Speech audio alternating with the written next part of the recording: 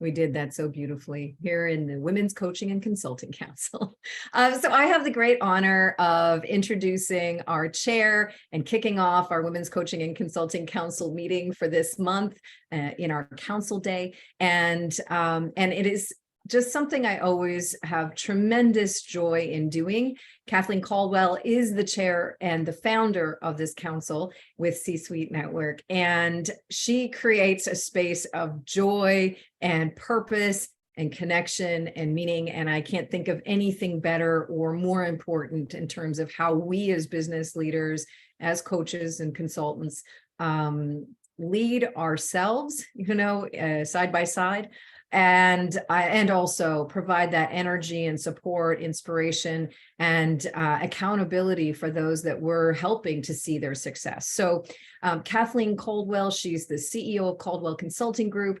She's the founder, of course, of this council and the Women's Success Thought Leadership Accelerator. She is tireless in her effort to arm us to be our greatest selves. And that is truly the magic of what we see in her energy with us every day, that she is showing up in spades. And so, Kathleen, I'm just so thrilled to hand things over to you. I know we have an incredible speaker today, and I cannot wait to get into this conversation. So over to you, Kathleen. Thank you so much. Oh, Tricia, thank you. Thank you. Thank you.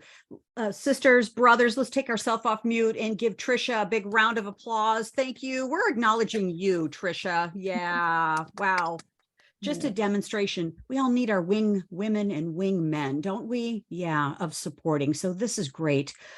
Well, I'd love to just pop on and just show a couple slides. And we've got some really great surprises for you today. And we've got some, I can't wait to introduce our esteemed faculty member, LaTonia Pouncey, in just a moment. But let's just set the stage here. Why we're here with this really, really important topic.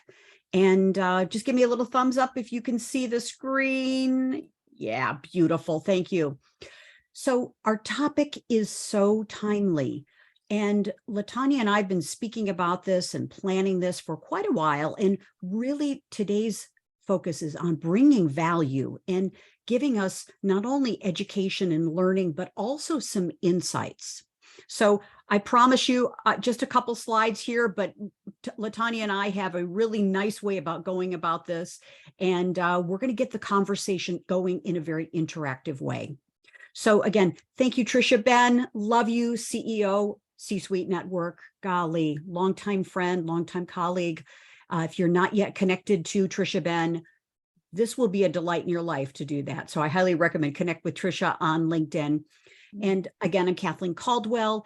I'm a speaker and author, and most importantly, I'm an advocate for people. And that's why today's topic is so important to me.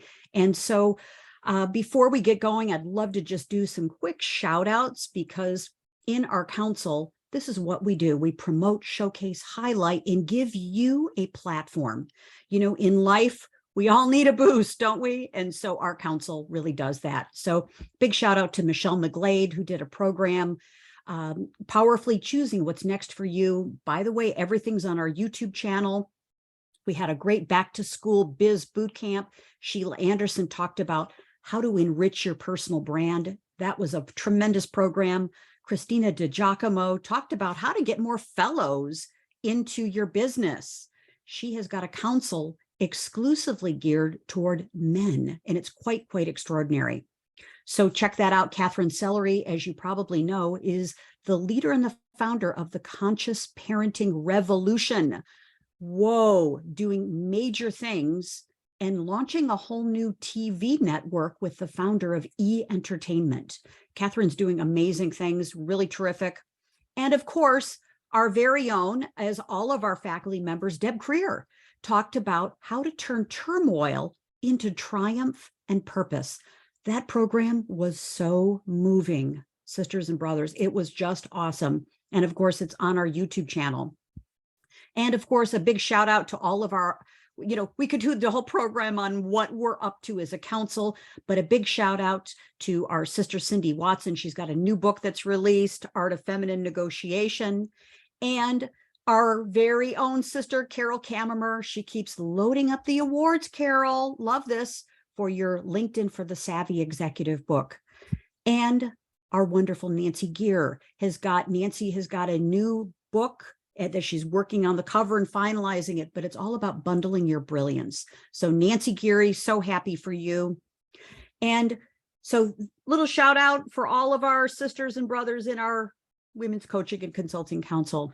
Yeah. So I wanted to start off our program formally, with our shout outs and what we're doing, really great stuff. And, I'm just curious. I wanted to put this picture up just to kind of get the conversation going. And then I'll introduce LaTonia to you. But I saw this on LinkedIn a couple months ago, and I was really struck by the photograph. Now, not to name names of companies or where this was taken or anything like this, but I was really struck by it. And the comments in the LinkedIn post were, I think, a couple thousand comments about this. And so, this is kind of what inspired me to have today's conversation and to engage with LaTonia Pouncey about this, because, the goal of our session today is to kind of look at the world and I think not really, ridicule or scold or tell people that they're doing things wrong, but instead to come away from our time together with new perspectives and including new points of view. And that's what, to me, today's topic is all about, is how can we, as coaches, consultants, trusted advisors, thought leaders, and beautiful humans in the world, bring new perspectives and bring it with a point of view of, how is the world changing and how can we be the catalyst for change, and bring our points of view and then also bring it into business. So that was really the thought. And, the picture was kind of like, wow, this is kind of interesting. I've looked at it probably a dozen times just to notice the sameness, the elegance of the event, but also kind of what was the conversation there? Was there a lot of new perspectives there? Were there a lot of new points of view, or were there kind of a lot of going along in that meeting? And again, so our thought today is to have kind of a campfire conversation. And so I'm going to put my PowerPoint slides on pause, but to have us kind of rally around and having a conversation and really engaging with our wonderful esteemed faculty member, LaTonia Pouncey. And so I'd like to tell you a little bit about LaTonia. She's a career and expert in workplace and having workplaces that really win. She helps her clients and individuals discover what's possible, not only in the workforce, but also in their careers. LaTonia is president and CEO of the Pouncey Group, LLC. Then it's comprised of Talent Mix Solutions, which is a full-service staffing, recruiting, and HR consulting firm based out of New York and New Jersey. This woman is busy, friends. She has a successful track record of managing and advising large and complex corporate benefits programs, talent management, and global diversity initiatives for companies around the world. She's a very busy woman, and we are so grateful to have her here because she spent most of her career in New York and New Jersey. And, if you can make it there, you can make it anywhere. And has a long history, yes, in aerospace and the defense industry, and has been recognized as a top executive in corporate diversity and a top 10 influential woman in global diversity around the world. She's featured in so many publications. We could spend our entire program telling you about this and all of her membership associations. And finally, LaTonia is a native of New Jersey, holds a master's degree in organizational management and a bachelor's degree in sociology and certification in diversity management. So with that, we have got the real thought leader here. We've got the expert. We're so grateful to have LaTonia Pouncey speak to us about diversity and inclusion. And what we're hoping is also keep your questions, put them in the chat, or towards the end of our program, just keep track of your questions because we're going to have a lovely Q&A session for LaTonia as well. So if you would take yourself off mute, let's give LaTonia a big welcome. So glad you're here. Welcome. You're a busy woman. We're so glad. Good. So LaTonia, let's go in. We talked about diversity inclusion, and I created a description of our program that was pretty robust. And you shocked me the other day when you said to me, I said, well, we got to talk about can we talk about diversity, inclusion, equity, belonging, all, and you were like, Kathleen, it's only a couple things. I was like, wow. So could you tell us a little bit about like, what is all of this? What do we need to know? And, how can we simplify things as coaches and consultants? Sure. Well, first, thank you so much for having me. And thank you everyone who took the time out of your busy schedule today to join in. The topic around diversity, equity, and inclusion is always a sensitive topic. It's always a welcome topic. And people approach it many different ways because it means many different things to them. And so to go back to the comment that Kathleen made around diversity and inclusion, when we first talked about it, it was diversity, equity, inclusion, and belonging. And so I shared with Kathleen that, I've been practicing diversity and inclusion for 10 years now. I have a background in human resource management for over 20 years. 10 years of that has been focused on diversity, equity, and inclusion in a corporate space, and I also practice it in my consulting business. And so when we talk about diversity and inclusion, diversity, when it was launched many years ago, it came out of compliance after affirmative action. And really, how can organizations really move beyond compliance? So the term diversity came. We know that you can have diverse organizations, but people, don't feel included. So then you have the inclusion piece. And then now they've added the equity piece. And then now, they're starting to talk about the belonging piece. And diversity and inclusion is the only business function where people, specifically organizations, change the title. But when you look at other business functions within an organization, such as finance, HR, sales, business development, no one is talking about changing those business functions' names. For example, finance. We all know finance includes financial modeling, financial forecasting, and we're not saying finance, forecasting, modeling in the name. And so we know that those are key elements of the business. And so just like diversity and inclusion, we know that equity and belonging are key elements. And so I get and understand, I'm not insensitive to why people want to point those out in the titles, but just like any business function, we always have to just constantly communicate the importance in those key elements and why they have meaning and why we need to elevate it and continuously advance it within the organization. And so just in my conversation with Kathleen, I said, look, we can talk about diversity and inclusion because we know we need both. We know we also need equity. We know we also need belonging, but no matter what, we should be talking about all of those elements when we're focused on the topics around diversity and inclusion. So that was, some things that we talked about and, that I wanted to, just kind of share up and out front, as we started the discussion. And so, LaTonia, this is so good. And this was quite insightful to me. And I think to set the context of, how is it that coaches and consultants, what is it that we can do to help our companies, whether we're, working with teams, organizations doing transformational work, because ultimately that's really what this conversation is about, isn't it? Really about transformation. And how would you say that coaching fits into all of this, and consulting, of course? Yeah, absolutely. And so when we talk about really what we're talking about is how do we leverage diversity, equity, and inclusion as a business advantage in our coaching and consulting businesses when we're working with clients. And we're talking about coaches and consultants in any industry. We're not talking about coaches and consultants who who specialize in diversity, equity, and inclusion, because we know that they get this. They truly understand how to leverage diversity, equity, and inclusion as part of the business, and they help companies do that.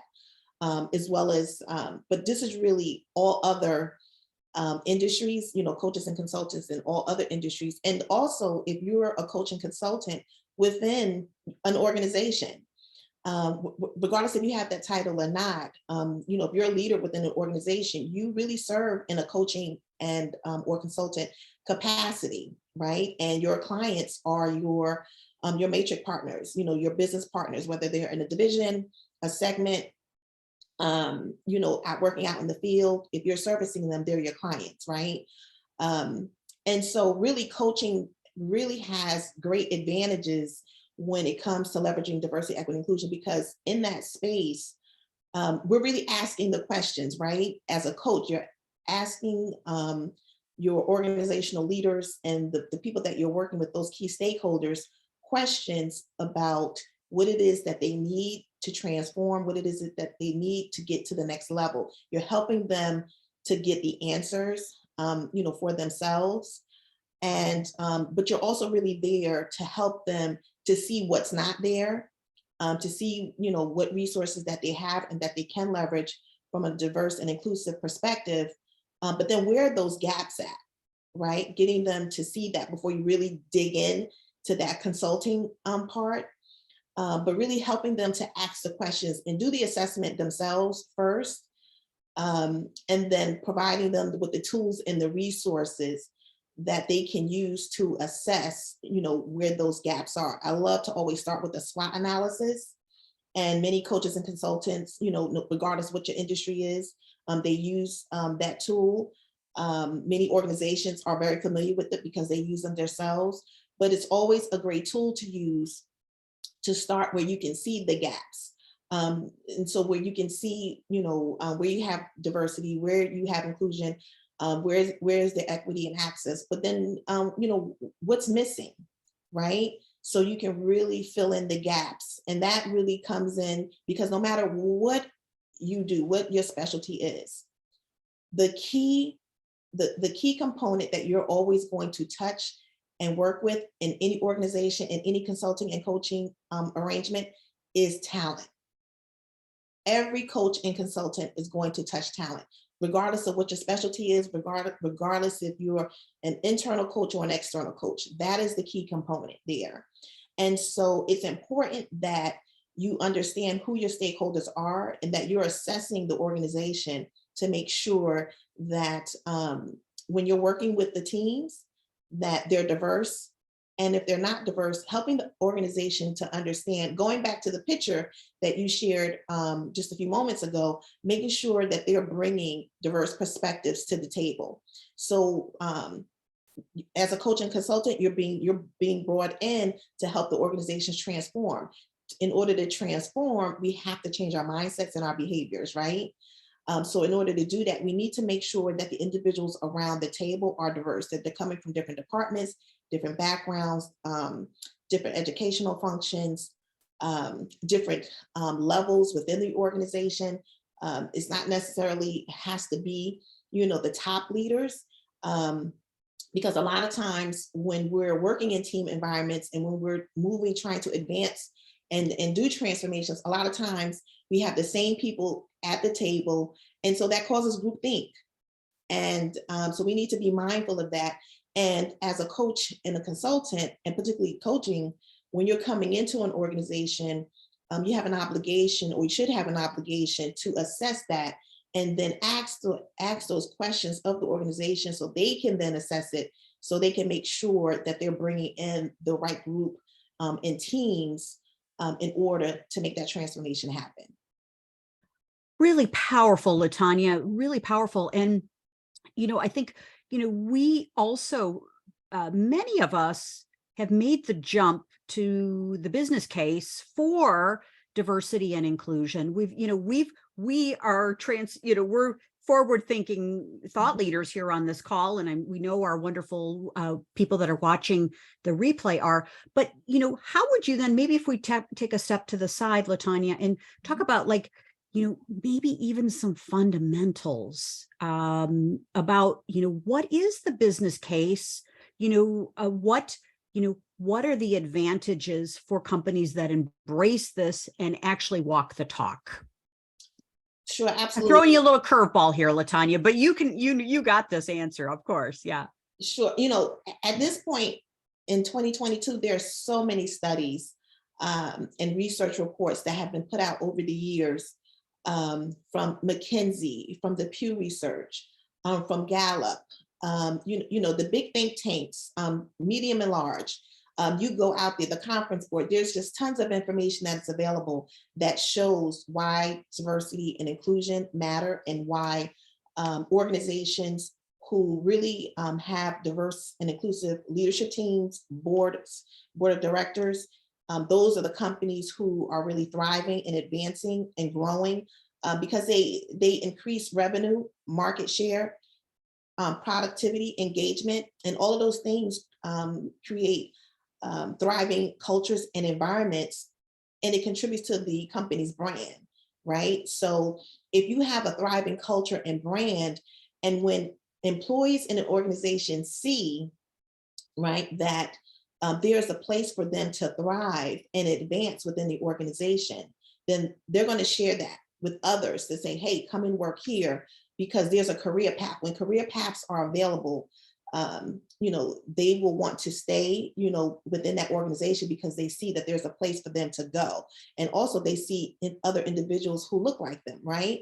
But also as a coach and consultant, one of the things that you want to be mindful of is also, just like you do with any arrangement, when you're assessing the organization, you want to be looking at their leadership team and their boards of directors to see if they're diverse. You want to be seeing if they have robust diversity and inclusion programs, or if they're on a trajectory or a journey to improve or advance diversity and inclusion within their organization. Because when you see that is there, then ultimately it actually makes your job a lot easier when you're coming in. Because again, remember, regardless of the specialty that you have, if you're in IT, if you're IT coach or consultant, if you are, in transportation, or just whatever it may be, finance, if you see that the organization is diverse and inclusive, and they have a culture that is set up that way, you coming in will, it makes your job easier, because, and it makes your job easier to get to that transformation, because they will, that they have an open environment. They're going to make sure that they have diverse perspectives at the table, and between you and the organization, you're going to make sure that those individuals have an opportunity to have access to the opportunities to contribute, to participate, and to really get involved into helping to facilitate and foster the change that you're looking to create. Really beautiful. And so, the thing that I also find very interesting is, of course, with all of our different generations in the workplace, and also companies that are looking to be even more competitive, they've got to represent and look like and be like their customer base. So a global diverse customer base is, has got to be represented inside the organization. Yeah. Absolutely. Yes. Yeah. Yes. So why don't we take a little pause here, and right now, what questions do you have? Because we have some other topics on this that are really important that we want to cover, but what's emerging for each of you on our call here? Yes, absolutely. Coming up. Yeah. What questions? We'll take a little pause, give our wonderful speaker an opportunity to answer these great questions. Yeah. Yeah. What's coming up for you? And you can take yourself off mute. Yeah. Yeah. If you want to have anything in the chat. And have you considered, really leaning into some of these things in the work you're already doing? We know we've got a very transformed group here as well, but, I often ask how, LaTonia, you and I spoke about this, is what if we have an opportunity to work with a client and we look at their board of directors, we look at their financials, we look at their, their annual report, and they're not really diverse. I mean, that happens a lot. What does that signal for us? How can we handle that? Even Sure. Going in, LaTonia. Yeah. Sure, absolutely. And I think it's very important that coaches and consultants, if you go into an organization and let's just say you have the hesitation, that you really bring in, and particularly hesitation around the groupthink, like if leaders want certain leaders at the table, they say they've been doing this has worked well for them. It's really important that you take a step back and really bring them. A lot of times you do have to bring the business case to leaders. And when you can bring the business case from a perspective where you're showing what their competitors are doing, how they're winning, the best practices and the next practices that they're putting in place and how they're really thriving, many times, that will help them move the needle. And that can start to, that will also start to change their mindset, because now you're talking about their competitive advantage and then what their competitors are doing and what they're not doing. And so a lot of times bringing the data, and anything that you do, particularly when you're talking about transformation, we should always be, and we will always be looking at the data. Diversity, equity, inclusion is no different, right? So really helping them to understand what the data looks like externally, what their competitors are doing. And then if you can get information about internally what they're doing and where their gaps are. And so particularly like if you take them through like a quick SWOT analysis, and so they can see where their strengths are, but particularly where their threats are and where there are opportunities, that should also help to change their mindset to say, hey, I think we need to do some things differently and really work towards bringing more diverse and inclusive perspectives to the table, to make sure that we're really getting at the innovation and the transformation that we're looking to see. Because if you're a for-profit organization, your bottom line is to generate and increase revenue, right? And market share. And so you want to look at all ways to do that, right? But if you have an organization that, is focused on diversity, equity, and inclusion, and then you still have some leaders where you see those challenges, then it's really important to really bring it back to their mission and their vision, and to align diversity, equity, and inclusion is part of that, right? Yeah. So they can be reminded of how diversity, equity, and inclusion has been leveraged within the business and the successes that it has gained and garnered for the organization, how other departments have thrived, how other parts of the business have grown because they've leveraged diversity, equity, and inclusion as part of their business. So a lot of times you really have to show people these things because they're visual. And so whether that's through data, whether that's through case studies, again, internally and externally, you need to do those things, because a lot of times you have to help the organizations so you can help yourself as a coach and consultant be successful and help move them forward. And moving them forward also means helping them get out of their own way. Right. Yeah. Yes. Yeah. Yes. And, acting as the trusted advisor with our organizations and with our individuals, I think that people have a desire to learn and grow and to be more inclusive in the work they're doing. And so, LaTonia, I'm also curious, how can we as trusted advisors, what can we do like literally in the very beginning of an engagement? Because that's the critical part. How it starts is how it can really, end up successfully or not so. How could we start fast with this? Absolutely. The onboarding process of an engagement is critical and key. And it goes back to when you're starting that engagement, again, whether you have your own consulting practice or you're consulting or coach internally, and regardless if you have that specific title or not, you are a coach and consultant. It's really about onboarding the team members, right? And aligning the work that you're doing with the company back to their mission and vision. Diversity, equity, and inclusion is a business advantage. And so when you can tie it back to their goals and their mission and vision and incorporate it back and embed it into the business, that will be key. and people will start to understand that these are key things that we should be doing. Diversity, equity, inclusion is not like something in addition. You're just embedding it into the business. So, aligning it to the mission and vision and your strategy up front.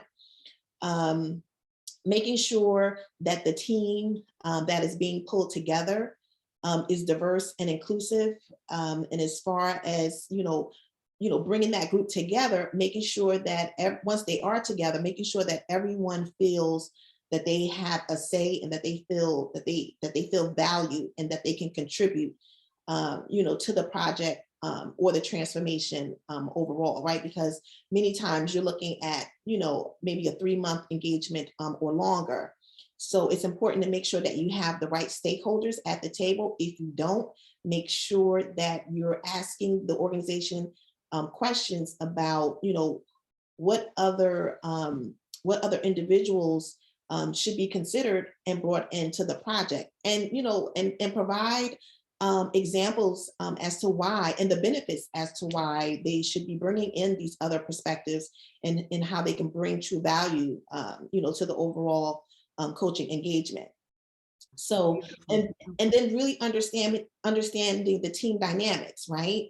Making sure, because a lot of times organizations, once you get into an organization, you're just really in your own silo. Whether it's, the siloed department, your own individual silo. A lot of times people are not really getting to know each other across the aisle, across departments, across divisions, across business segments. And so also when you're thinking about teams, think about those who are not there, right? Think about how you can accommodate, those teams. So when you're doing coaching and consulting engagements, ask the questions, what accommodations do you need in for us to be successful? Think about the individuals who may have a disability. Think about those who may be, may identify as veteran status. They may not say it, but they identify as that. They may identify as LGBTQ+. So think about how you communicate, both verbally and in writing, to make sure that the language is diverse and inclusive when you're communicating with your clients. Making sure that you are providing accommodations, so ask those questions up front. Don't assume that because you don't see a disability that someone may not have one. We work in a hybrid environment now, so making sure that people can access the information. And when they do get on, if they're hearing impaired, if they have maybe some vision problems, they may need a wheelchair, help them talk and have these things, these conversations up front, to make sure that, again, that the key stakeholders that are going to help drive the change that you're looking to see is that they're diverse and inclusive, and that, you can help to accommodate them. Wow, there's a lot to unpack there.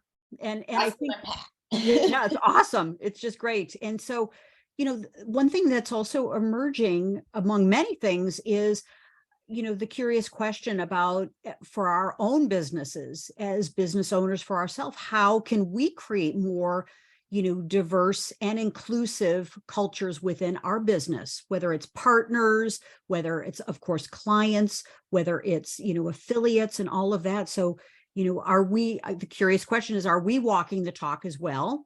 And Right. yeah. And, LaTonia, I'm also curious from a coach consultant perspective, what, from your perspective, because you've worked on both ends of this, being in the corporate and then also being now, of course, for many years, an expert. What do you think are the leadership skills? What do we need in order to be successful doing this with our clients? Sure, absolutely. So the first question was about, could you just repeat the first question? It was around the practice and what we should be doing. Yeah. And coaches, consultants, we've got a very special relationship with our clients. And what I think there are so many things that we can do, but what are the traits we need to muster up? What are those leadership skills that we need to exhibit? What is this calling for from us as coaches and consultants? Sure, absolutely. That's a great question. And I will share something with you, a very influential and former chief diversity officer shared. She was in the tech space and she shared this with leaders. And that is, if you don't lead a diverse and inclusive life, you can't lead other diverse and inclusive teams. And with that simply saying, if your business circle, from personal and business circle, if everyone around you looks like you, then you can't expect to lead diverse teams. And so it goes back to, ensuring that we're, walking the walk and talking the talk. And so, and that really is making sure that our business networks are diverse, right? And so making sure that we're aligning ourselves with diverse associations in our professions, diverse business networks. So whether that's through professional associations, chambers of commerce, other types of trade associations, and making sure that when we're building our portfolio, that we're building our portfolio with diverse organizations who have diverse workforces and teams. And also we understand that, there are those out there who don't have that. So when we do partner with them, let's take the stance to help them get to that level in their journey. We're not saying that you should go in and advise on diversity, equity, inclusion, but when you see that there's an opportunity there, perhaps you are referring them to someone who can come in who specializes in diversity, equity, inclusion, and helping them to be on that journey, right? And so, and also educating yourself. Everyone has an obligation to educate themselves, not only in their craft, but also how they themselves can be a better coach in consulting through leveraging diversity, equity, inclusion. So just educating yourself more about diversity, equity, inclusion. And when you do that, you'll find that you can truly leverage it as a business advantage, right? And then also some of the traits. So Deloitte, Korn Ferry, and Qualtrics, for example, have released reports over the years on key traits that make up an inclusive leader. One of the traits that I've always loved, the studies that I've always loved and have used, is the 6 traits, the 6 signature traits of inclusive leaders by Deloitte. But when you look across multiple reports, some of the key traits that all of them share is collaboration is one, that self-awareness is another. So you have the collaboration, self-awareness, listening with empathy. That's another key. That's another key trait that I also believe in and think that all leaders should do. And you can Google any of these reports, to come up with them. And then courage. Courage is another key skill trait that all leaders, inclusive leaders, should have. The courage to speak up, the courage to, to just always do, what is right, and to stand up for others, who, just may not have a voice, to speak. So those are some of the, the key traits that I have always found, and I have seen, and that I've seen across multiple reports that are embodied and that come up constantly, that exhibit, great traits for, that make up an inclusive leader. And so I encourage you, when you have time, to, you can just Google any of those reports. Again, the report that I have used and actually had embedded and that we use in line was through Deloitte. They came out with this report about in 2016, is the 6 signature traits of inclusive leadership. But again, Korn Ferry has a report as well as Qualtrics. And so those are some of the, research that you can go back to. Well, we're loving this, LaTonia. We are loving this, because I think, what I'm really hearing, and I'd love to have all of you, come off mute and tell us what's emerging for you, because I hear opportunity. I hear opportunity, I hear contribution, I hear impact big time in everything that you're saying. And it's very encouraging. In a world where, a lot of coaches and consultants, trusted advisors, thought leaders are going, what do I do next in my business? How can I make a contribution? And this is very powerful, what you're saying, LaTonia. Yeah. Absolutely. So, yeah, Go ahead, please. And questions emerging, take yourself off mute, raise your hand. Yeah. I was just going to say that, when you're, for coaches and consultants, when you're doing your work, this is not to overwhelm you. It's just something to give you, further clarity on, a key, a core business concept that you can use to really, leverage it as a business advantage within your practice. And again, that's whether you have your own consulting and coaching practice, or if you are an internal coach and consultant. And it's just really, diversity, equity, and inclusion is just really key to help organizations really transform and to help them thrive. As you have talent coming in, that they're really looking for diversity, equity, inclusion. I mean, it's a key thing that they're looking for. But unfortunately, a lot of companies just don't know how to move the needle forward on it. And just as a coaching consultant, you always can be there to help guide them along the way as you embed it within your own practice. And again, you want to help make that transformation. So in order to do that, it's important that, you kind of leverage some of those key concepts. And again, that's as it relates to talent, because no matter what your specialty is, you're going to be touching talent, right? So you want to make sure you have the right key players and that they're diverse, and that they're inclusive, and that they have a seat at the table, so they can really help to transform and really make those key behavioral changes within the organization. So don't get overwhelmed by like, oh, this is another thing that I need to do. It's no, how can I implement it within my business and leverage it as a competitive advantage? Wow. Okay, lean in. You're loving this. Let's give some sparkle fingers to LaTonia here. Woo! Wow, powerful, powerful, powerful. Yeah, thank you. Adam, jump on and you got a question. Yeah, hi, how are you? Hi, Adam. Hi. All right, so I have a team here that represents a defense contractor, and we've had a couple of questions come up, and so if we have the opportunity, we'd love to ask those. Absolutely, go right ahead. Awesome. Hi, LaTonia. My name is Jen Reed. I work with Adam here in the team. And I had a question about your potential experience with companies that are moving in the right direction, making good hiring actions, but maybe stall or get caught up giving the complete authority or empowerment to those positions, especially when it's maybe a minority fill.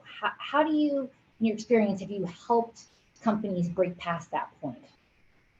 So you're saying that you have an open position, and I missed the point about the minority. Sure. So if they're moving from the picture we first started the whole conversation with, a group that looks very similar, and begin opening this up to a more diverse group, but you're detecting that in those positions, the same trust or the same empowerment isn't necessarily provided in those positions, right? To those filling it that are different than the rest of the bunch.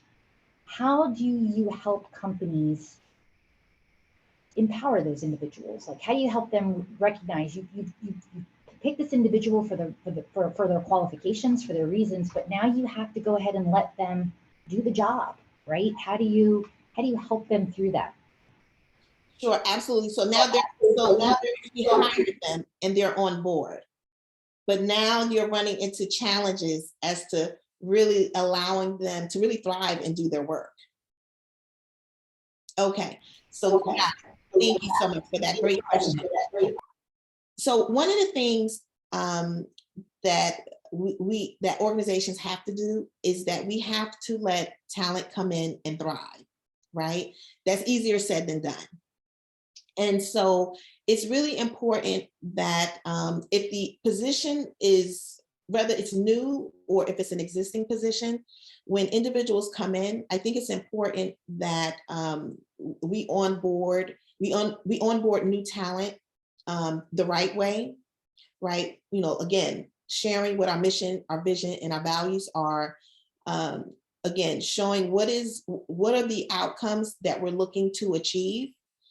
helping them to develop like a 90-day action plan, and then showing that, and working with the leaders who brought them in and the leaders that they're reporting to.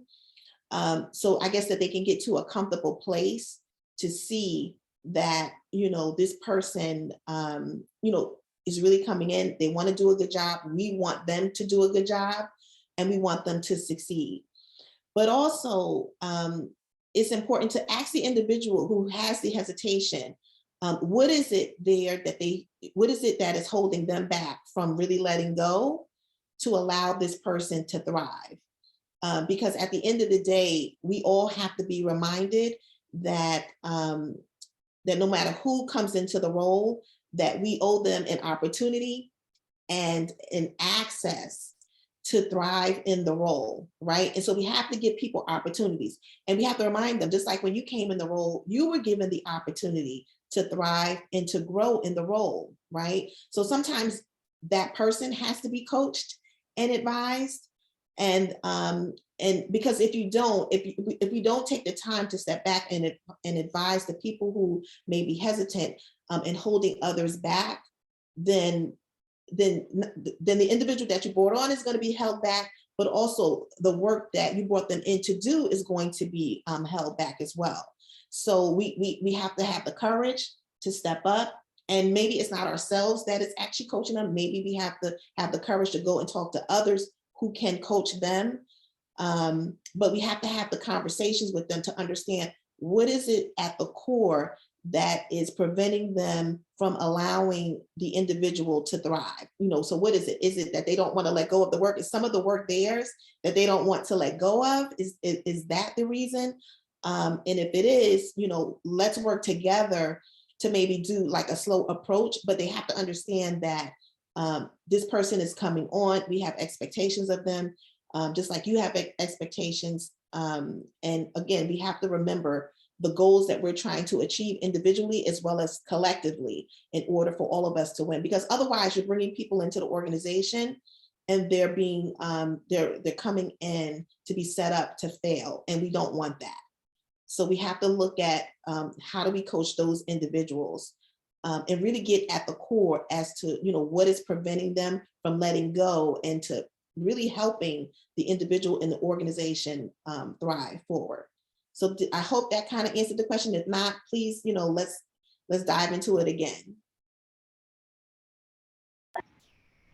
Okay, and then the second question, sorry, is you talked a little bit about the changing demographics, obviously the teleworking and the remote working, and and when we look at engagement specifically and diversity outreach and programs, we genuinely like to think of it as a group of people being able to come together and affect change and move the needle. With that change of environment, how are you coaching leaders to dealing with that diversity, equity, and inclusion? Sure. So since the pandemic, many organizations have found that their group dynamics and their teams have been able to be more diverse because they have moved to virtual environments. It has allowed members from other departments who are in different parts of the world. So maybe, the East Coast versus the West Coast, different countries, to really chime in together. However, companies are still struggling with the thought of, really having that true collaboration and engagement that they previously had, like that being face to face, because as we all know, while virtual and being in a virtual environment can bring many more people together from all across the globe, you do then get to a point where you have Zoom fatigue, and many of us have experienced that, right? And then you also have, on the other hand, where people, don't feel as engaged. People do feel engaged, so there's all of these different, feelings, thoughts, and emotions. And what organizations have to keep in mind is you have to ask the questions, to your employees. What do they want? And I've had these conversations with clients who have, experienced a number of these things. So you have to ask the questions, what do employees want? And you have to balance that with the organizational needs, right? So with organizations who are struggling to bring employees back to work because the majority of their workforce want to work remote, want to keep working remotely, many of them have said, well, okay, that's fine, but we expect for you to be in the office at least maybe once a month or once a quarter.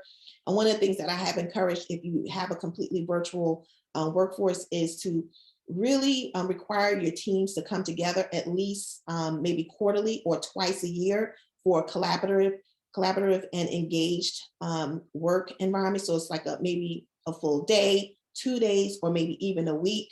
But they're coming together, you're doing work, but you're also doing networking and engaging team activities, to really foster that true engagement.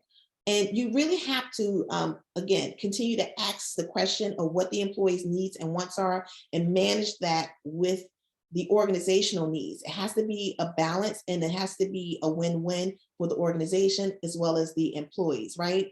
And it's okay to just try different things. You don't have to stick with one thing, because one thing or two things may not work. Maybe it works for 1 or 2 months. Maybe it works for 6 months. Maybe it works for a year. But then after a while, it starts to, kind of waver. So then it's, how can we come back to the table and see, what can we do differently to keep the engagement going?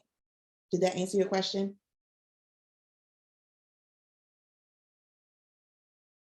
Adam, did that answer? Yes, it did. Thank you. I had the host muting and unmuting me here, and I have, so it's all good. Thank you very much. You're welcome.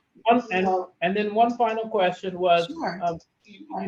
we are talking a lot on the positive side, but we still obviously have those resistors. Yes. And I think the question for coaching resisting change agents, as we used to call them, right? And trying to influence, what in your opinion could an organization do, aside from terminating their employment, right? We don't want to do that. We want to affect change. So and becoming an employer of choice, we want everyone to feel like they have a voice and an opportunity. So it came from my colleague. Absolutely. Great question. So when you are trying to leverage diversity, equity, inclusion as a business advantage, and no matter what you're doing, when you're just talking about change and engagement, and you could just be asking, colleagues questions, you're going to have resistors. I have faced it. I have encountered it. I have talked about it with other clients.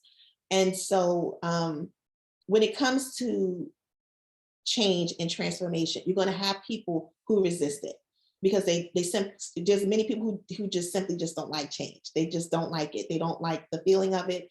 It's why this works for me. And why am I hearing about X, Y, Z? And so one of the things that organizations always have to keep in mind is, again, going back to your mission, vision, and values, right? And communicating that often, because it's very important that you communicate.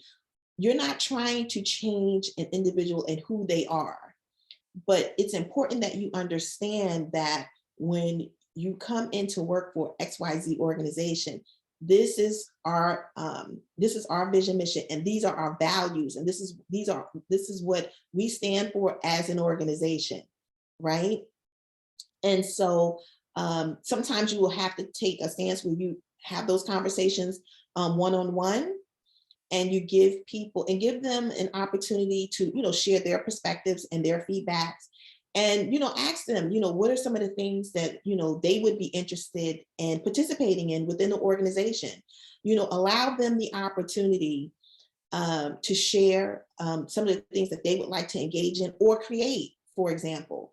But you have to keep in mind that when you're in an organization, you're going to have those naysayers, and you just may never, ever get to a point where you would be able to change them on the positive side, right? But it is important to share with them that these are our values, and these are our expectations of you, right?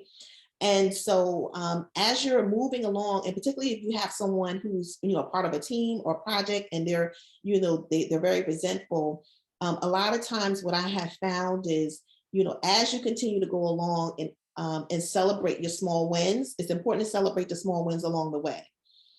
A lot of times those naysayers will start to see the successes, and then they will want to be a part of it. And they will then come back and say, how can I be a part of this?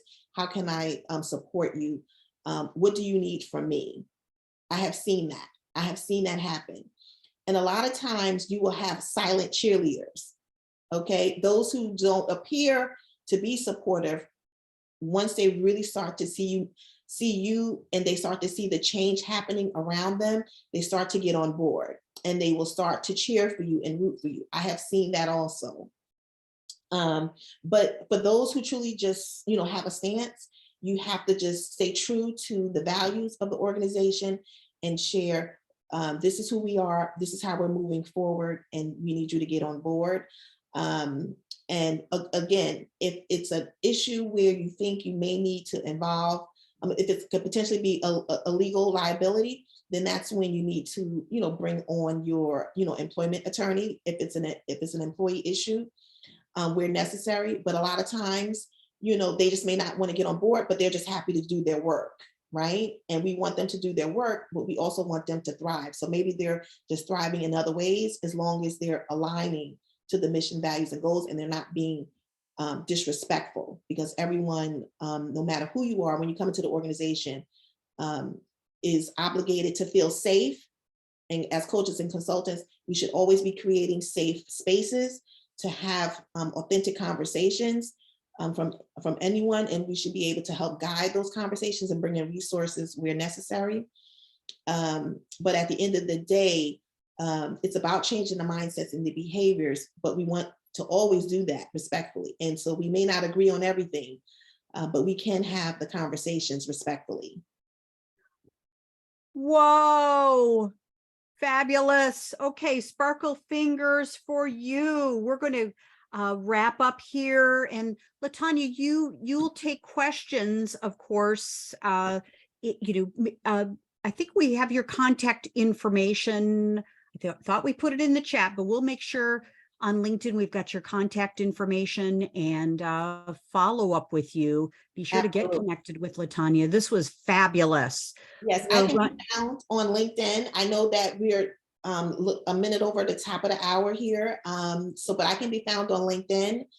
You can reach me directly at 212-903-5833 or hello@talentmix, that's TALENTMIXX.com.